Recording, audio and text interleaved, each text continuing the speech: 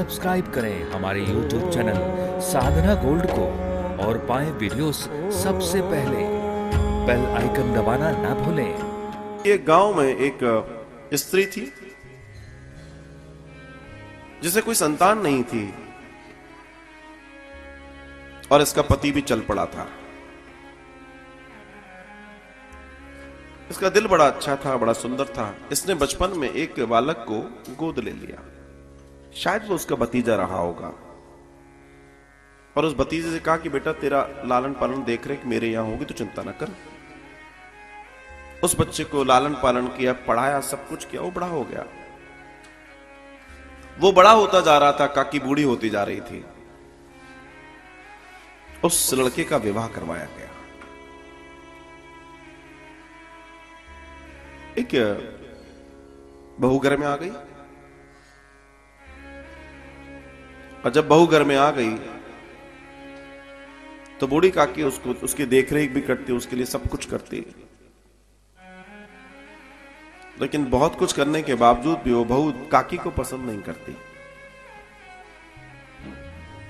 काकी को खाने का बड़ा शौक था, उसके पास पैसे की कमी नहीं थी, लेकिन बेटे के मुंह में इतनी ज्यादा थी कि एक दिन उस बहू और बेटा ने बड़ा प्रेम, बड़ा लाड़ करते करते धीमे धीमे पूरी वसीयत, पूरा जो उसका घर, सारी चीजें थी, वो अपने नाम करा ली। और जब नाम करा लिया तो उसके बाद बूढ़ी काकी को समय पे भोजन जो मिलता था ना, अब तो समय पे नाश्ता भी नहीं मिलता था, क्योंकि सब कुछ तो जा चुका था। और वो बूढ़ी महिला जैसे तैसे अपना जीवन यापन करती है। और एक दिन तो ये हुआ कि उन्होंने अपने ही मकान के किसी एक कोने में एक झोपड़ी बना दी। वो भी झोपड़ी में थे, एक अलग से बना दी कि तुम वहां रहा करो। जो इसका दत्तक बेटा था, इसके 2 बच्चे हुए, एक बेटा एक बेटी। जो बच जाता वो इसको खाने के लिए दिया जाता। और स्थिति बद से बदतर होती चली गई। ये सुबकती थी, रोती थी, लेकिन कोई इसका हालचाल लेने वाला नहीं था। बच्चे बड़े होने लगे। छोटी सी एक बच्ची थी, वो लाड़ करती थी अपनी दादी को बहुत। तो जब कभी कुछ अच्छा बनता था तो वो छुपाकर लाकर अपनी दादी को दे देती थी। दादी ये लो। उसकी मां तो नहीं देती थी। और जो उसका तथाकथित बेटा था, अब वो बेटा नहीं रहा था, वो अपनी पत्नी का सिर्फ पति रह चुका था। और स्थिति ये हुई साहब कि धीमे धीमे ये बच्चे बड़े होने लगे और इसके बेटे का जो बेटा था, उसके विवाह का अवसर आया। और जब विवाह का अवसर आया, चूंकि इसको खाने पीने का बड़ा शौक था, ये उस दिन बड़ी प्रसन्न थी कि विवाह है, खूब अच्छा खाने को मिलेगा। होता भी है। देखा जाए तो बचपन और 55 इन दोनों में ही जुबान पर लार बहुत बनती है। एक बुढ़ापे में और एक बचपन में लार बनती है। और बहुत कुछ खाने का हृदय करता है, इसलिए बुढ़ापे को और बचपन को एक माना गया है। जैसे हम जब छोटे थे, माता पिता हमारा देखभाल करते थे, वैसे ही बच्चों का कर्तव्य है कि बुढ़ापे में अपने माता पिता की देखरेख करें, क्योंकि वो भी बच्चे ही हो जाते हैं।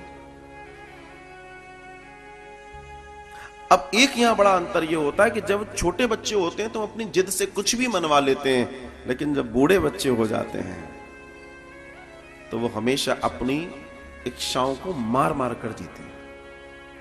नहीं रहने दो, बेचारा इतनी मेहनत करता है, हम क्यों, ये इस तरह की बातें होती हैं। और साहब हुआ ये कि उस बच्चे की बारात आई तो इसके बेटे ने और उन्होंने क्या किया, बोला तुम जब तक विवाह है तब तक तुम बाहर नहीं निकलोगी झोपड़ी से। हम नहीं चाहते तुम्हें कोई देखे, तुम देखने में भी ठीक नहीं हो। इस तरह की बातें होने लगी। और हुआ ये, शहनाई बज रही है, ये अपनी झोपड़ी की एक पर्दे की आड़ में से सब देखती रही। लोग आए, लोगों ने बने बनाए खूब सारे पकवान खाए और ये सिर्फ खुशबू लेती रही, सिर्फ खुशबू लेती रही। लेकिन इस चकाचौंध में एक सबसे बड़ी घटना यह घटी कि इसको जिस समय भोजन दिया जाना था, किसी को यह भी नहीं रहा कि उसको भोजन भेजा जाना है या उनको भोजन दिया जाना है। और ऐसी स्थिति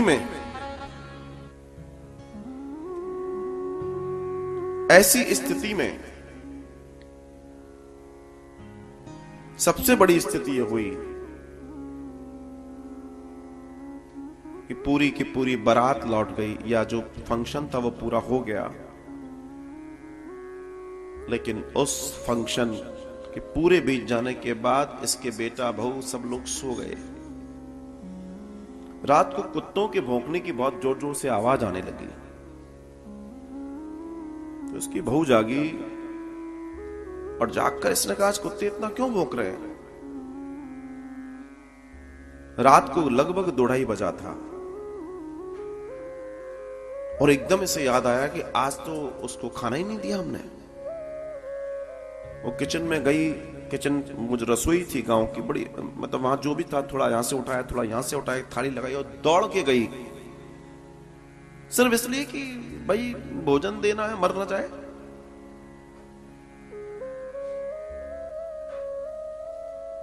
और वही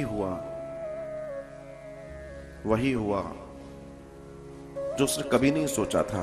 कुत्ते क्यों भौंक रहे थे? जब जाकर उसने देखा उस झोपड़ी में, तो उसमें बूढ़ी काकी नहीं थी। उसने जैसे ही झोपड़ी से बाहर निकली, जहां इतना बड़ा फंक्शन हुआ था और जिस और झूठी पत्तलें पड़ी हुई थीं, उन झूठी पत्तलों के लगे हुए भोजन में 2 लोगों की लड़ाई चल रही थी। कुत्ते कह रहे थे हम खाएंगे, बूढ़ी काकी कह रही थी मैं भी भूखी हूं। वो बूढ़ी काकी उन झूठी पत्तलों में से बीन बीन के खा रही थी। कुत्तों को भी खाना था, विरोध एक दूसरे का था, और ये लड़ाई यहां तक पहुंच गई। आज हर चौथे घर में एक बूढ़ी काकी ऐसी स्थिति को जीने को मजबूर है। आज हर चौथे घर की हालत यह है कि एक बूढ़ी काकी ऐसे जीवन को जीने को मजबूर है जिसके पास पूरा वैभव है, लेकिन आज उसकी जिंदगी किसी जानवर से बदतर है। बस यही इस समाज की सबसे बड़ी विडंबना है, जिस विडंबना का एक छोटा मोटा सा सहारा मानव मंदिर सेवाश्रम है। एक छोटा सा सहारा।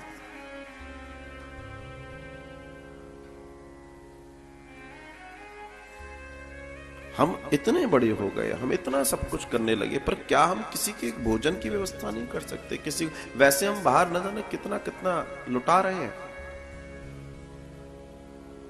दुनिया के लिए, लेकिन अपनों के लिए सिर्फ उनका दोष इतना है कि उन्होंने आपको पैदा कर दिया, उन्होंने आपको महान बना दिया। बूढ़ी काकी का दोष क्या था?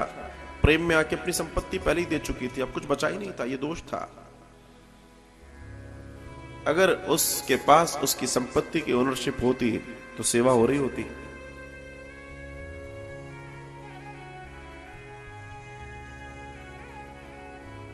मेरा भागवत के माध्यम से एक ही दर्शन आप तक पहुंचाने का है कि इंसान बनो साहब, इंसान बनो। तुम जिस मोक्ष की बात कर रहे हो, तुम जिस भक्ति की बात कर रहे हो, जिस ज्ञान की बात कर रहे हो, जिस वैराग्य की बात कर रहे हो, जिस भगवत प्राप्ति की बात कर रहे हो, वो तो तब होगा, बहुत दूर की कौड़ी है, अगर तुम्हारे अंदर इंसानियत नहीं है। तुम्हारे वजह से तुम्हारे बूढ़े माँ बाप रो रहे हैं, तो तुम अश्वमेध यज्ञ भी करा लोगे ना, तो तुमको गटर ही मिलने वाला है, उससे ज्यादा कुछ नहीं मिलेगा।